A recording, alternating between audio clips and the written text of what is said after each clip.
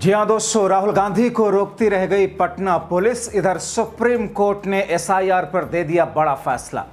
Supreme court के लपेटे में चुनाव आयोग। बहुत स्वागत है आप सभी का। आप देख रहे हैं द राजनीति का विशेष सेगमेंट खबर और विश्लेषण। मैं हूं जबार खान। दोस्तों, आखिर 1 सितंबर को सुप्रीम कोर्ट ने वो कौन सा फैसला चुनाव आयोग को फटकार के साथ में दिया जिससे दिल्ली से लेकर के पटना तक चुनाव के अधिकारी और बीजेपी में खलबली है। आखिर राहुल गांधी को जो पटना पुलिस रोक रही थी, उस बीच में देश की राजधानी दिल्ली में किस तौर पर हलचल चल रही थी, क्या है ये पूरा का पूरा बवाल। आपको एक एक चीजें समझाते हैं और एक एक परतें खोलते हैं। दोस्तों, 1 सितंबर राहुल गांधी ने मोदी सरकार और चुनाव आयोग की चूड़ी टाइट करते हुए, तो दूसरी तरफ सुप्रीम कोर्ट ने चुनाव आयोग को फटकार लगाते हुए सख्त दिशा निर्देश जारी किए, जिससे चुनाव आयोग समेत बीजेपी हिलती दिख रही है। राहुल गांधी ने पदयात्रा को संबोधित करते हुए कहा कि बीजेपी के लोगों सावधान हो जाइए, हाइड्रोजन बम आ रहा है, वोट चोरी की सच्चाई है, पूरे देश को पता लगने जा रहा है। आने वाले वक्त में मैं आपको गारंटी दे रहा हूं, हाइड्रोजन बम के बाद पीएम मोदी अपना चेहरा इस देश को नहीं दिखा पाएंगे। अब तो चीन और अमेरिका में भी लोग कह रहे हैं वोट चोर गद्दी छोड़। तो ये तो बात राहुल गांधी की हुंकार, मगर दूसरी तरफ सुप्रीम कोर्ट ने एक बड़ा आदेश जारी करते हुए चुनाव आयोग को सख्त फटकार लगाई।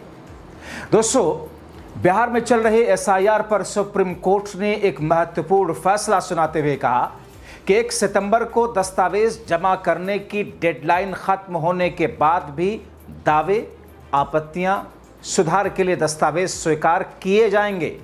चुनाव आयोग को मानना होगा। इस अंतरिम आदेश ने उन लाखों मतदाताओं को राहत दे दी जिनके नाम कथित तौर पर मतदाता सूची से हटाए गए। जाहिर तौर पर यह ऐसा फैसला है जिस फैसले की बुनियाद में कहीं न कहीं उन तमाम 65 लाख छूटे हुए मतदाताओं को मत के अधिकार से वंचित होने से रोकना है। मगर इस पर बीजेपी और एनडीए जो लगातार इस बात को लेकर चुनाव आयोग की बैकिंग कर रहा था, इस फैसले के आने के बाद असहज है। क्योंकि दोस्तों, ऐसा लगा था चुनाव आयोग को कि 1 सितंबर तक डेडलाइन है, जिन लोगों की आपत्तियां आ गई, जिनके दस्तावेज आ गए, उनके बाद में बाकी लोगों के नाम जैसा कि कटे हैं कटे रह जाएंगे। मगर सुप्रीम कोर्ट ने कहा ये टाइम बढ़ाना होगा। सुप्रीम कोर्ट ने कहा कि बिहार में एसआईआर प्रक्रिया पर भ्रम काफी हद तक विश्वास का मुद्दा है। यानी कि जिस बात को सिरे से खारिज चुनाव आयोग और बीजेपी खेमा करता नजर आ रहा है, उस बात को सुप्रीम कोर्ट मानता हुआ दिख रहा है कि इस प्रक्रिया पर भ्रम काफी हद तक विश्वास का मुद्दा है। सुप्रीम कोर्ट कह रहा है, मेरे शब्द नहीं है, और इस पर सक्रियता से काम करने की जरूरत है। सुप्रीम कोर्ट ने चुनाव आयोग को निर्देश दिया कि 1 सितंबर के बाद भी दस्तावेज स्वीकार करें। कोर्ट ने कहा कि चुनाव आयोग को यह सुनिश्चित करना होगा कि किसी भी मतदाता को दस्तावेज जमा करने में कोई दिक्कत न हो। सुप्रीम कोर्ट ने बिहार विधिक सेवा प्राधिकरण को भी निर्देश दिया कि वो मतदाताओं और राजनीतिक दलों के सहायता के लिए अर्धविधिक स्वयंसेवकों को तैनात करे।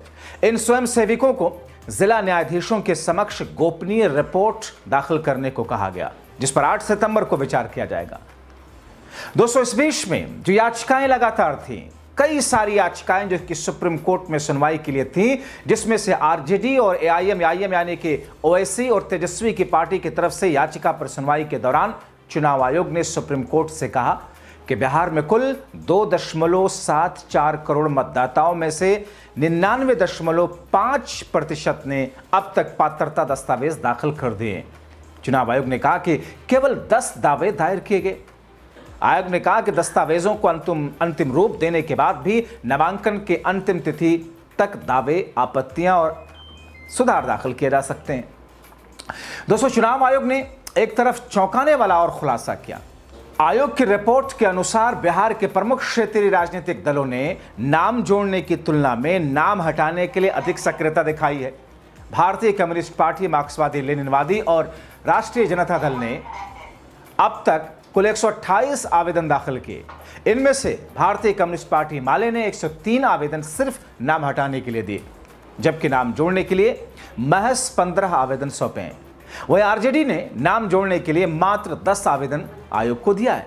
यह आंकड़े विपक्ष के नाम हटाने की साजिश के आरोपों पर एक तरीके से कहीं ना कहीं कमजोर करते हुए दिखते हैं।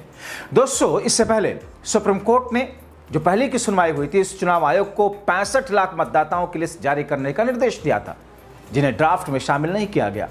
कोर्ट ने कहा था कि आयोग को यह बताना होगा कि किस आधार पर नाम शामिल नहीं किए गए। कोर्ट ने यह भी कहा था कि आयोग एसआईआर की प्रक्रिया में जरूरी दस्तावेजों में आधार कार्ड को भी शामिल करे। सुप्रीम कोर्ट का यह नया आदेश ये दिखाता है कि न्यायपालिका इस मुद्दे को कितनी गंभीरता से ले रही है और वो सुनिश्चित करना चाहती है कि कोई भी पात्र मतदाता अपने मताधिकार से वंचित न रहे। दोस्तों, सुप्रीम कोर्ट ने तब पूछा था कि अगर वोटर लिस्ट में 22 लाख लोगों को मृत घोषित किया गया तो उनकी लिस्ट सार्वजनिक क्यों नहीं की जा रही है? क्यों चुनाव आयोग इसे पर्दे के पीछे रखना चाहता है? साफ साफ अदालत ने कहा था अगर ऐसा हो जाए तो इस पूरे अभियान को लेकर के जो राजनीतिक नैरेटिव चलाया जा रहा है वो खुद ब खुद खत्म हो जाए। जस्टिस सूर्यकांत और जस्टिस बागची के बेंच ने इस मामले पर सुनवाई के दौरान चुनाव आयोग से सख्ती से पूछा था कि आपने जो ड्राफ्ट लिस्ट तैयार की है उसके अनुसार 22 लाख लोग मृत पाए गए। अगर ऐसा है तो उन लोगों की लिस्ट जारी करने में परेशानी क्यों है? जस्टिस सूर्यकांत ने कहा था कि अगर ये जानकारी बूथ लेवल पर सार्वजनिक कर दी जाए तो इस अभियान को लेकर के जो गलत नैरेटिव आपके हिसाब से बनाने की कोशिश की जा रही है वो तो अपने आप खत्म होगी। अदालत ने पूछा था कि आखिर कितने लोगों तक चुनाव आयोग के कर्मचारी पहुंचे, उनके बारे में क्या जानकारी मिली। जस्टिस बागची ने एक और महत्वपूर्ण टिप्पणी करते हुए कहा था कि चुनाव आयोग के कर्मचारी अपने आप किसी का नाम डिलीट नहीं कर सकते। किसी का नाम हटाने से पहले उसे अपील का मौका मिलना चाहिए, क्योंकि यह जानना नागरिक का मूल अधिकार है कि उसका नाम क्यों हटाया गया। और तब जस्टिस सूर्यकांत ने कहा था कि सबसे बड़ी समस्या 65 लाख वोटों को लेकर है।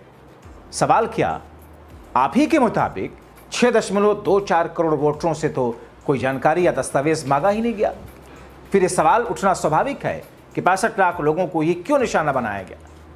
उन्होंने कहा कि इस बात को लेकर गंभीर विवाद की स्थिति बन रही है और लोग जानना चाहते हैं कि कौन जीवित हैं और कौन मृत हैं। और दोस्तों, ये सब कुछ तब हुआ जब सुप्रीम कोर्ट में उस सुनवाई के वक्त में उससे पहले कुछ ऐसे लोग जिनका नाम चुनाव आयोग ने वोटर लिस्ट से काटा था, सुप्रीम कोर्ट में वो लोग खुद ब खुद पहुंचे थे, जिंदा लोग थे। सुप्रीम कोर्ट के सामने उनकी परेड कराई गई थी। आपको याद होगा वो पूरा का पूरा प्रकरण जो पिछली सुनवाई में योगेंद्र यादव ने कराया था। जाहिर तौर पर ये ऐसे बिंदु और कड़ियां हैं जिनके बुनियाद पर चुनाव आयोग की जो धुरी है और चुनाव आयोग का जो बेस है इस पूरे मामले में जवाब का वो कमजोर पड़ता हुआ दिखाई दे रहा। इसलिए 1 सितंबर को सुप्रीम कोर्ट की सुनवाई, चुनाव आयोग को फटकार, चुनाव आयोग के ऊपर जो आदेश सुप्रीम कोर्ट ने जारी किया, जाहिर तौर पर एक तरीके से वो काटे गए वोटरों को लेकर के चुनाव आयोग के ऊपर को लेकर एक बड़ा झटका है। तो फिर ऐसी स्थिति में दोस्तों, जिन लोगों के नाम चुनाव की मतदाता सूची से कटे हुए हैं बिहार के अंदर, उन लोगों के लिए सुप्रीम कोर्ट ने एक और मौका दे दिया। यानी कि 1 सितंबर की जो डेडलाइन सुप्रीम कोर्ट में बताई गई थी चुनाव आयोग के जरिए, उस 1 सितंबर की डेडलाइन को चुनाव आयोग के ऊपर सुप्रीम कोर्ट ने फैसला देते हुए उसे एक्सटेंड कर दिया। यानी कि अभी भी जो लोग दस्तावेज देना चाहते हैं और उन दस्तावेजों में जिसमें सुप्रीम कोर्ट ने 2 बार सुझाव देने के बाद और चुनाव आयोग के खारिज किए जाने के बाद तीसरी बार मैंडेटरी कर दिया कि आधार कार्ड को उसमें शामिल होना होगा पिछली बार, तो अब जो लोग अपना नाम, जो उनको लगता है कि नाम कटे हैं, वो लोग महज आधार कार्ड दे करके अपने नाम को जुड़वा सकते हैं। एक ऐसी स्थिति है जिसमें देश के अंदर चुनाव आयोग के प्रति बढ़ते हुए आक्रोश, विपक्षी पार्टियों का जो अभियान रहा और चुनाव की प्रक्रिया, बिहार में एसआईआर की प्रक्रिया के खिलाफ में जिस तरीके का आक्रोश रहा, उसके बाद में सुप्रीम कोर्ट की जो सुनवाई रही, यानी कि होते होते वो स्थिति फिर से वापस आ रही है जिस स्थिति को बिहार के मतदाता चाहते थे। यानी कि जिनका नाम कटने की संभावना जताई जा रही थी और जो बिंदु इंडिया गठबंधन या फिर विरोधी उठा रहे थे, कहीं ना कहीं वो चीज़ सत्य साबित होती हुई चुनाव की मतदाता सूची हूबहू वैसी ही होती जा रही है जैसा मतदाता बिहार के लोग चाहते थे। क्या कहेंगे दोस्तों इन तमाम चीज़ों को लेकर? सुप्रीम कोर्ट के जरिए उठाए गए सवालों, चुनाव आयोग को सुप्रीम कोर्ट की फटकार और फिर 1 तारीख 1 सितंबर से आगे डेट को बढ़ाए जाने को लेकर अपनी राय कमेंट बॉक्स में ज़रूर लिखें। फिलहाल अभी के लिए इतना ही। अंत तक वीडियो देखने के लिए आप सभी का बहुत शुक्रिया।